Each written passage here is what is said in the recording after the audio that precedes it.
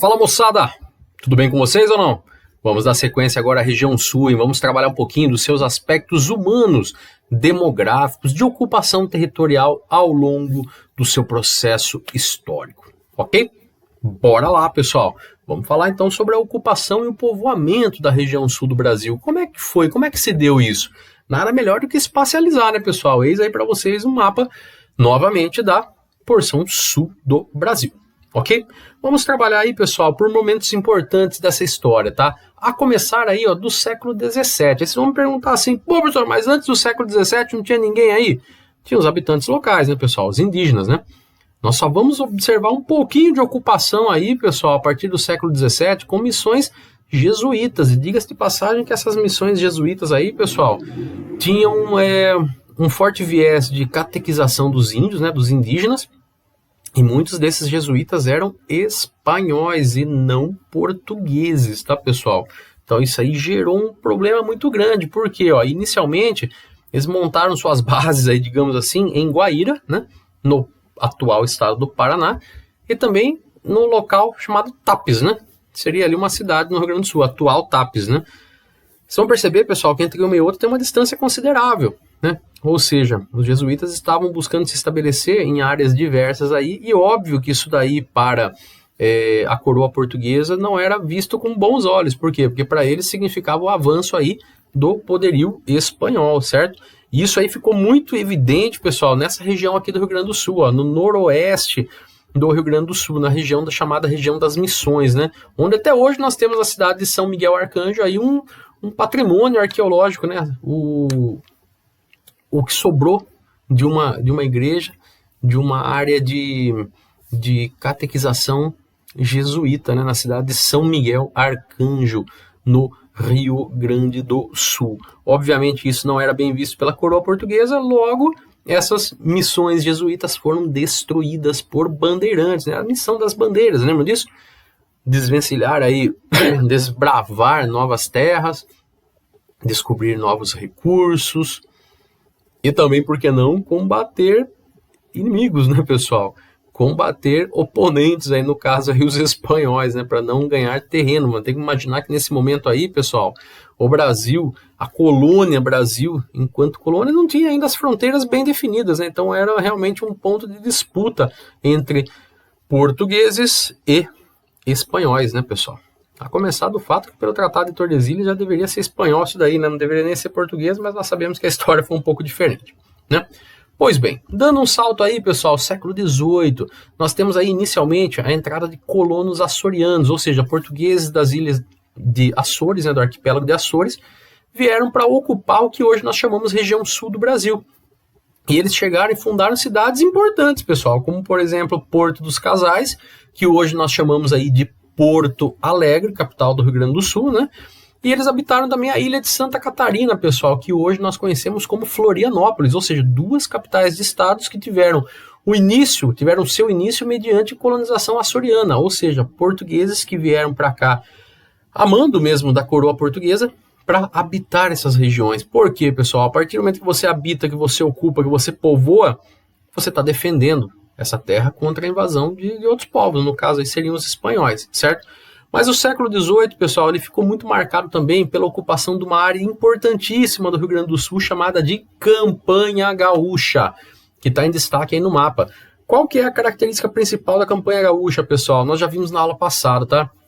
Naturalmente falando, é o domínio dos pampas. É onde nós temos, pessoal, o domínio das pradarias, né? Você tem aquela vegetação rasteira, planalto suavizado. Você vai falar para mim, professor, mas qual que é a diferença de pradaria e pampa? Quando nós falamos de pradaria, quando nós falamos de campos, pessoal, nós estamos falando da vegetação, certo? Gramíneas, né? Aquela vegetação baixa, pastagem ideal, né? Agora, quando nós falamos de pampa, nós estamos falando de uma associação entre essa vegetação rasteira e o relevo plano, pessoal.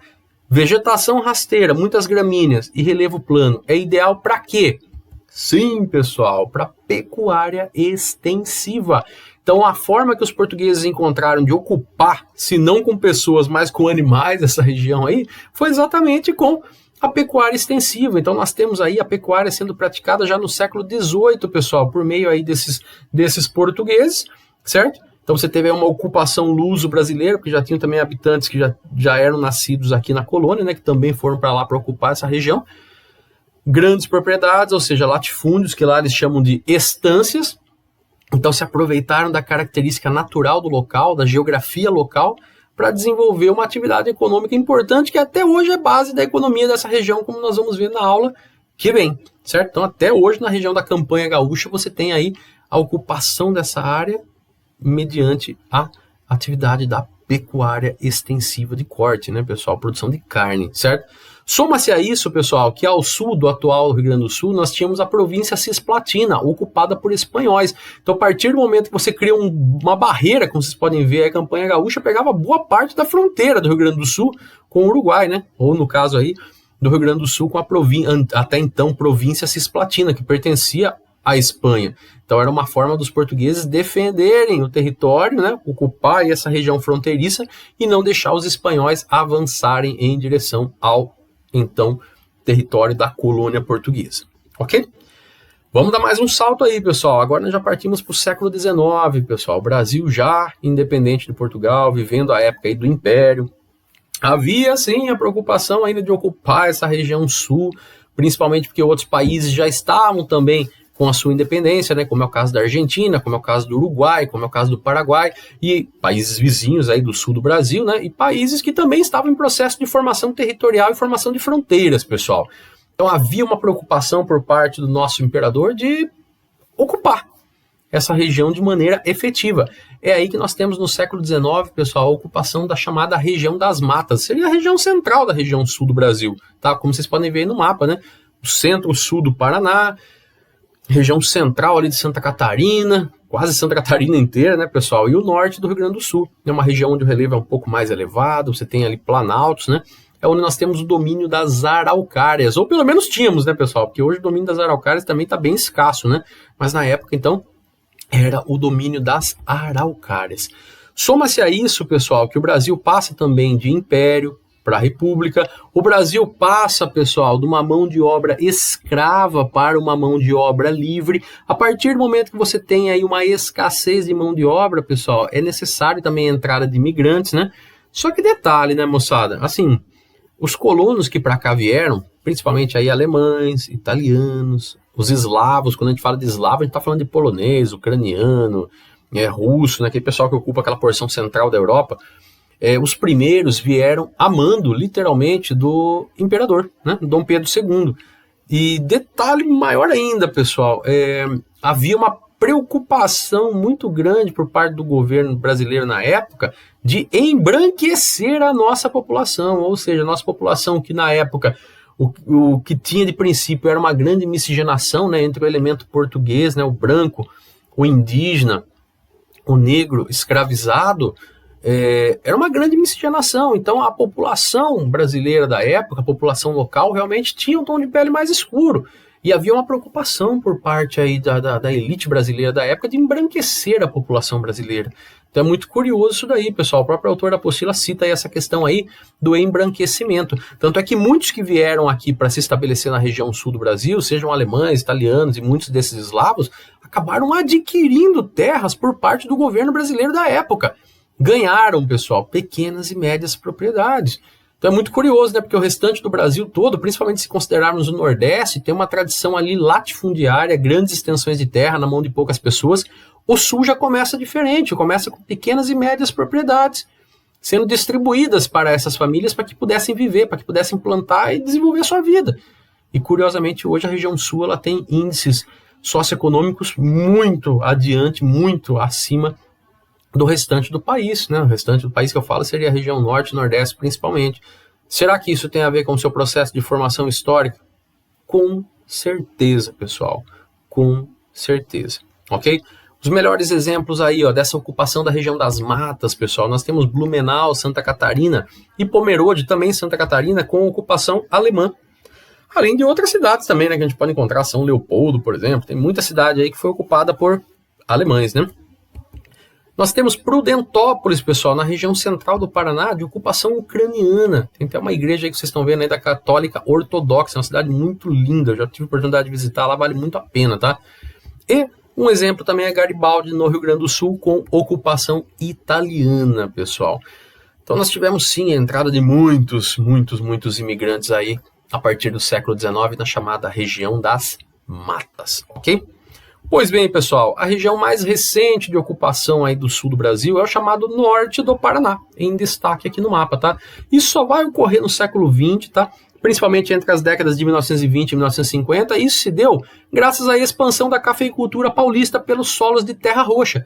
Lembra que veio pelo oeste de São Paulo, como nós já estudamos, né? Veio do Rio de Janeiro, passou pelo Vale do Paraíba, aí depois passou pelo oeste de São Paulo e veio até o Paraná. Então a cafeicultura chega no Paraná entre essas décadas que eu acabei de colocar para vocês aí agora, tá?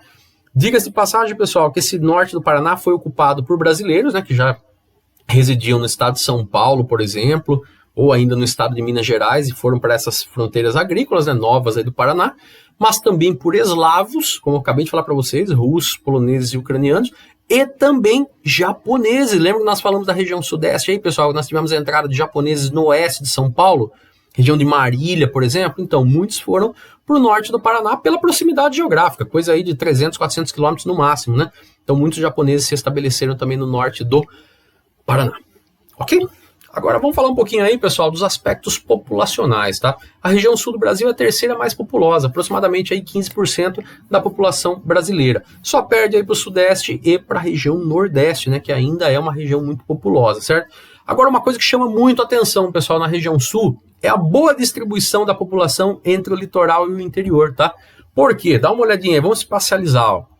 Cidades importantes da região sul. Estado do Paraná, ó, nós temos Maringá, Londrina, Curitiba, são as principais, né? Poderia falar também aí de Ponta Grossa, poderia falar de Guarapuava, poderia falar ali de Pato Branco, tem muitas cidades importantes também ali no Paraná, mas aqui eu dei destaque para essas três. No estado de Santa Catarina, ó, Chapecó, Concórdia, Joinville, Criciúma e a capital Florianópolis. No Rio Grande do Sul, ó, Passo Fundo, Caxias e Porto Alegre, mas poderíamos falar também de Pelotas, Rio Grande, Bagé, Uruguaiana, entre outras, tá?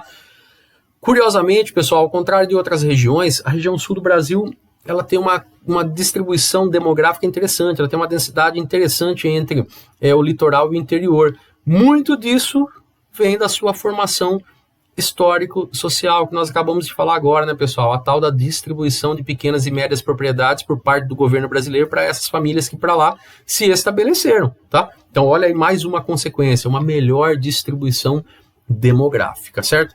Outra coisa que chama atenção, pessoal, nós temos na região sul aí um IDH muito elevado em comparação com o restante do país, tá? O único que consegue combater um pouquinho o sul aí seria a região sudeste, tá? Centro-oeste, norte e nordeste não chega nem próximo. Nós temos taxas de mortalidade infantil muito pequenas, nós temos os melhores indicadores educacionais, nós temos uma segunda maior renda per capita, pessoal. Lembrando que a renda per capita é um índice questionável, né, pessoal? Você pegar toda a renda e dividir pelo total da população. Nós sabemos que é um valor irreal, não pode ser levado ao pé da letra, mas é interessante quando nós comparamos aí, fazer parâmetro, né, entre uma determinada área e outra, ok? Chama atenção para vocês, pessoal, para esse gráfico, ó. A escala do IDH, pessoal, das cidades, o IDHM, né? O Índice de Desenvolvimento Humano Municipal, né, no Brasil, na década de 90, 2000 e 2010. E é fato, pessoal, que o Brasil, durante esse período aí, praticamente aí esse intervalo de 20 anos, o Brasil teve um avanço muito grande quanto ao seu IDH. Só que eu gostaria de destacar para vocês, ó, a região sul aqui em 1991, ó, ela já tinha um IDH um pouco acima do restante. Em 2000, quando o Brasil melhora, a região sul melhora mais ainda. 2010, mais ainda. Então a região sul estava sempre à frente no IDH do Brasil. Pode perceber aí pela escala. Depois vocês vão pausar esse vídeo e vocês vão ver, ó. Vermelhinho, cara, é IDH ruim, pessoal, é muito baixo. Em compensação, o azulzinho já é um IDH muito alto. Então a gente percebe que a região sul do Brasil, ela vem acompanhando, pessoal. Nós percebemos que de 2000 para 2010, o crescimento dela quanto ao IDH foi um pouco menor do que o Sudeste e até mesmo um pouco menor do que a região Centro-Oeste. Mas ainda assim ela mostra excelentes índices em comparação com o restante do nosso país. Ok? Fala, moçadinha. Espero que esteja tudo bem com vocês, hein? Vamos trabalhar agora a parte da economia da região sul, né? Nessa aula Sul 3, nós vamos trabalhar os aspectos econômicos da região sul, dividi-la em sub-regiões econômicas, assim como fizemos com o Nordeste, assim como fizemos também com a Sudeste. Ok? Vamos lá? Bora caracterizar, pessoal. Quando nós falamos em características econômicas da região sul, nós temos que lembrar de alguns fatores importantes, tá? Atualmente. Primeiro, a sua localização estratégica. Cara, isso aqui para eles é a maior, não vou falar sorte, né, pessoal, mas é o maior fator, né? Aquele que mais favorece a região sul. Por quê? Porque está muito próximo de São Paulo, né? Que é a economia mais dinâmica do Brasil, né? Então a região sul está logo ao lado de São Paulo, isso favorece muito também a sua economia.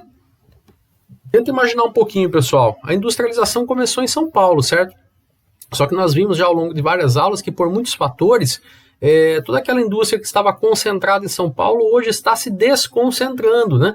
Está se espalhando por várias partes do país, né?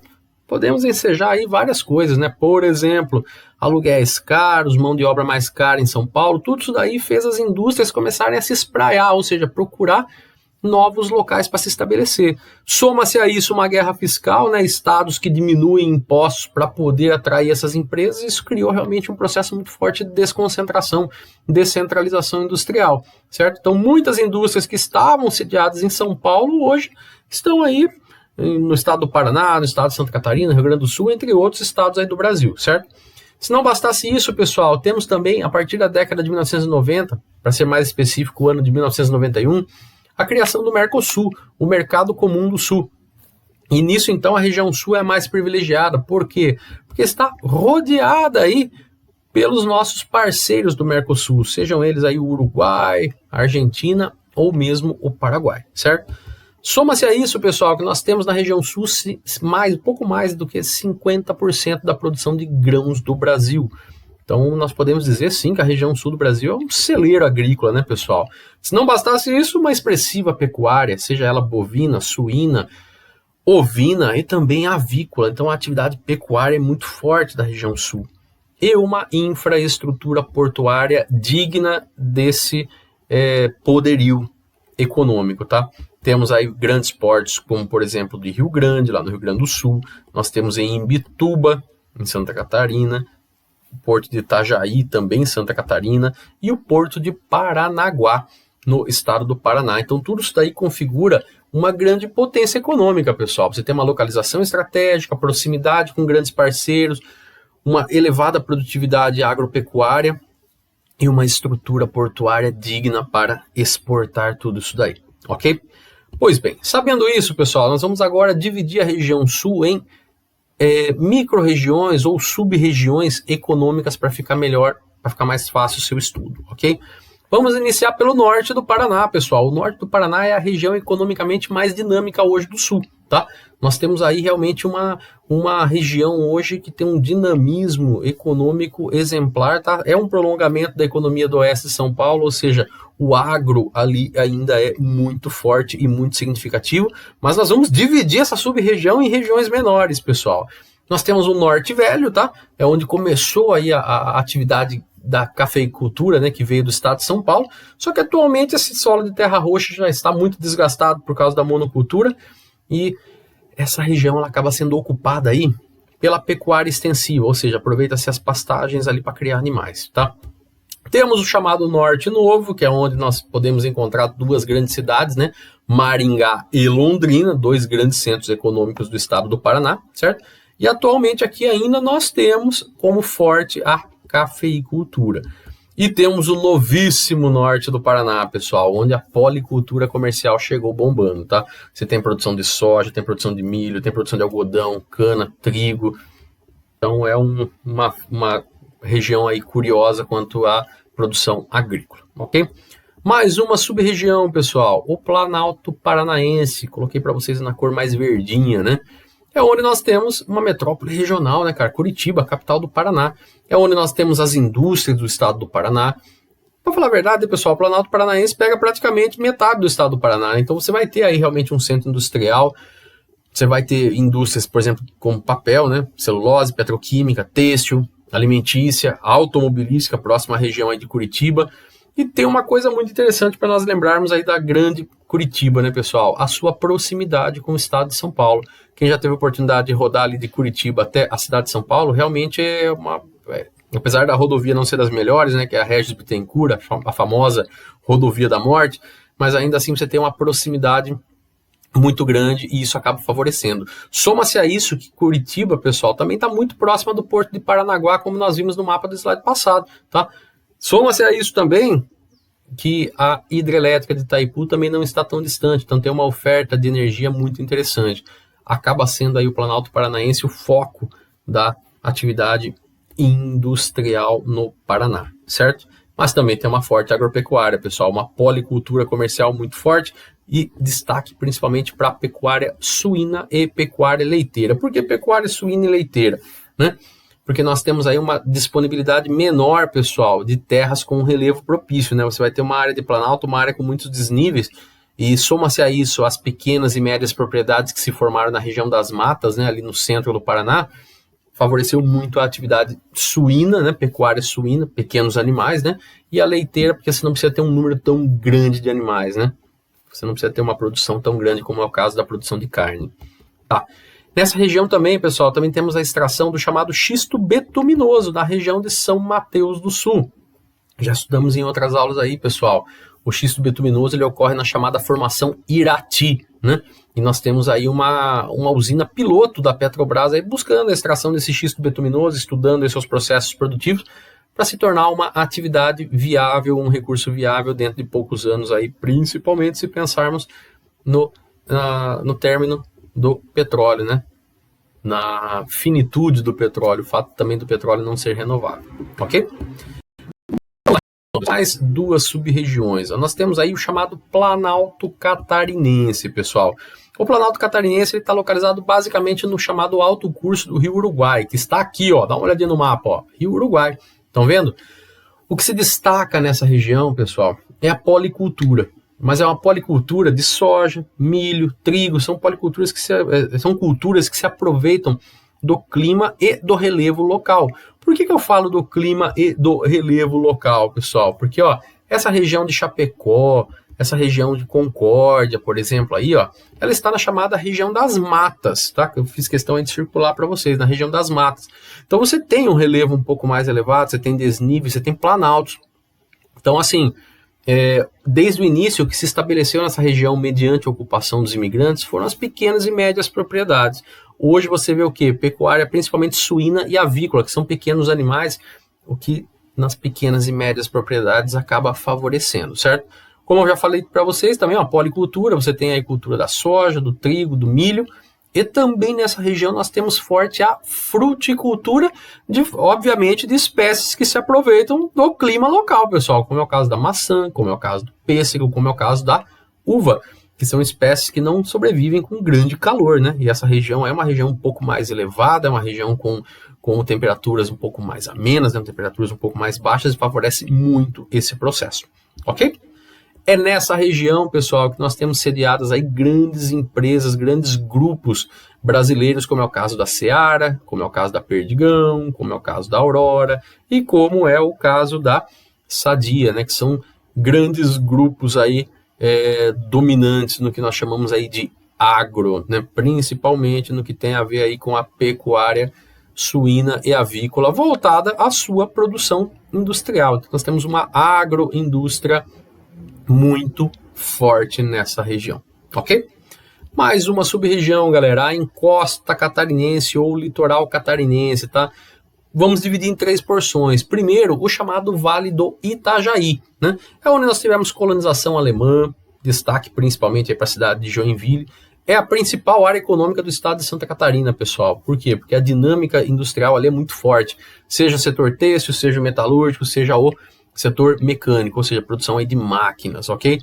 Também, pessoal, nós temos policultura, realizada também em pequenas e médias propriedades, isso já histórico, como nós já falamos, tá? Podemos encontrar também pecuária leiteira e suína. Já na região central, nós temos Florianópolis, pessoal, uma região ali, ó, muito forte no que nós chamamos de turismo, tá? Só que muitas de suas características também são compostas pelas características do Vale do Itajaí, né? Você tem também colonização alemã, você tem também uma área econômica muito dinâmica, principalmente graças à industrialização. Já no sul do litoral catarinense, nós temos a chamada zona carbonífera, pessoal, cujo principal destaque é a cidade de Criciúma. Já teve uma colonização italiana e hoje o forte dessa região é a produção de carvão mineral. Lembrando que o carvão mineral brasileiro é de uma qualidade inferior, tá, pessoal? Mas ainda assim ele é muito utilizado na siderurgia nacional, ou seja, voltado aqui para o mercado nacional. Perfeito? Mais regiões, mais sub-regiões para a gente finalizar, pessoal. O Planalto Norte Rio-Grandense, tá? O Planalto Norte Rio-Grandense, pessoal, ele vai da região serrana do Rio Grande do Sul até o Rio Uruguai, até o Alto Uruguai, que novamente eu destaco para vocês aí, tá? O forte dessa região é a agropecuária, tá, pessoal? Se aproveitando do relevo e do clima local. Soja, trigo, fumo e uva, além também da pecuária suína, certo? Nós temos que lembrar, pessoal, que tanto o Planalto Norte Rio-Grandense, quanto ali a parte do Planalto Catarinense, ou ainda a parte do Planalto Paranaense, todos eles têm características muito semelhantes, né? Você tem temperaturas mais baixas, relevo mais elevado, né? Aquela dificuldade proposta pelo relevo, declividades, né? Então tem ali uma ocupação muito semelhante, tá? O que se destaca nessa região do Planalto Norte Rio-Grandense, pessoal, são as cidades de Passo Fundo, Caxias. Próximo de Caxias também nós temos a cidade de Garibaldi, que é uma das cidades que mais produzem uvas e vinhos no Brasil, pessoal, tá? Colonização italiana nessa região aí, ok? Mais uma sub-região, a sub-região da Depressão Central, pessoal. A Depressão Central, ela está margeando aí o Vale do Rio Jacuí, pessoal. E ela também acaba englobando aí, ó, o que nós chamamos de Grande Porto Alegre, ou seja, Porto Alegre e a sua região metropolitana. Destaques dessa região, tá? Risicultura, plantação de arroz, tá? Principalmente no Vale do Jacuí, propriamente dito, né? Próximo ao rio. E também produção de carvão, pessoal, nas cidades de São Jerônimo e Butiá, ok? Tranquilos por enquanto? Então, bora para a última, galera, o chamado Extremo Sul. O Extremo Sul, pessoal, é a área da região da Campanha Gaúcha, que nós já vimos no processo de ocupação aí da região sul, certo?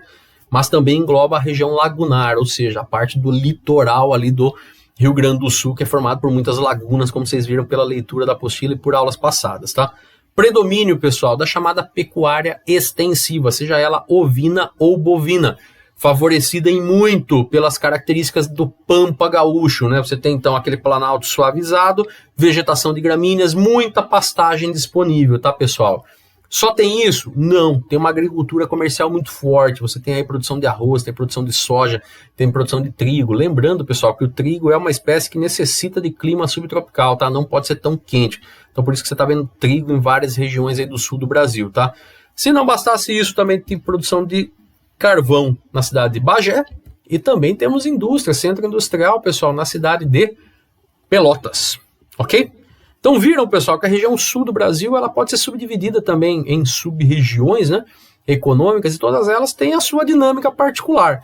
Caso fique alguma dúvida, volta, vai pausando o vídeo, grifa a apostila, pessoal, tem uma leitura um pouco grande até dessa porção da apostila aí, mas vale a pena vocês lerem, grifar um pouquinho, se precisar, faz um mapinha como esse que eu fiz aí, um mapinha mental no caderno, faz as anotações como a gente costumava fazer muito na lousa. Aliás, eu busquei fazer essa aula de sub-regiões muito parecida com aquela que eu busco fazer na lousa, com desenhos, com esqueminhas, para ficar mais fácil para vocês. Falou? E lógico, precisando, eu estou à disposição pelo chat. Abraço, moçada. Até a próxima!